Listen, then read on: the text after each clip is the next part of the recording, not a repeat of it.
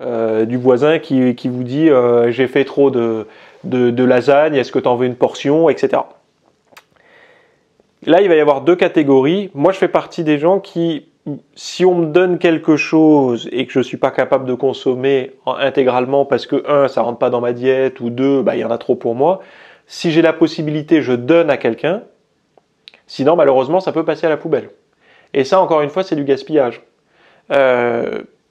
C'est vrai qu'on peut avoir une crainte également depuis le Covid de la contamination des aliments. C'est-à-dire, on a du mal à accepter les aliments des autres parce que on a vécu pendant 2 ans dans la crainte du virus lié à l'autre, quoi.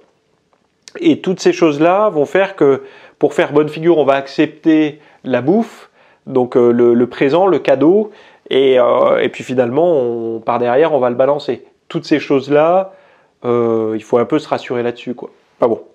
Puisque, en fait, il faut partir du principe que si vous aviez été invité chez ces gens-là, vous l'auriez mangé, la nourriture. Donc, il n'y a pas de différence. Après, il ne faut pas être parano à savoir qu'ils veulent vous empoisonner parce que vous faites trop de bruit en regardant la télé le soir. Donc, les normes sociales jouent un rôle important dans les décisions relatives à la gestion des restes. Les préférences et sentiments personnels des consommateurs influencés par ces normes sont des facteurs clés dans l'évitement des restes. Bah oui, effectivement, ça, on s'en doute.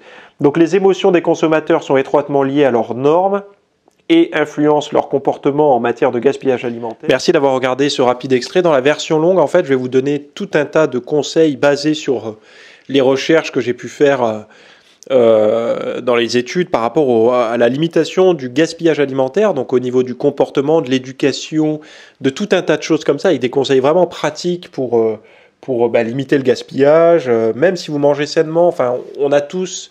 et moi le premier, des petites zones où on gaspille un petit peu.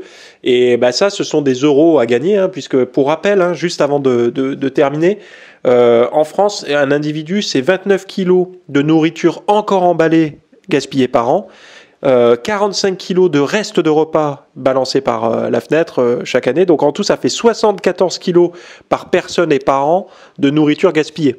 C'est énorme, énorme. Donc ça vous représente, je crois que j'avais fait le calcul, c'est comme si vous balanciez 3 pleines courses régulièrement, enfin voilà quoi. Donc bon, je sais pas si vous pouvez vous le permettre, mais en tout cas, moi je me permets pas de balancer comme ça autant par les fenêtres. Donc j'ai voulu chercher et creuser le sujet, alors pas les petites recommandations à la mort moelle nœud sur internet, j'ai vraiment cherché à aller voir ceux qui savent de quoi ils parlent dans la littérature scientifique et de vous donner les meilleurs conseils pour justement combattre ça. Voilà. Donc rendez-vous dans la description pour la version longue et vous accédez au cours avec le PDF.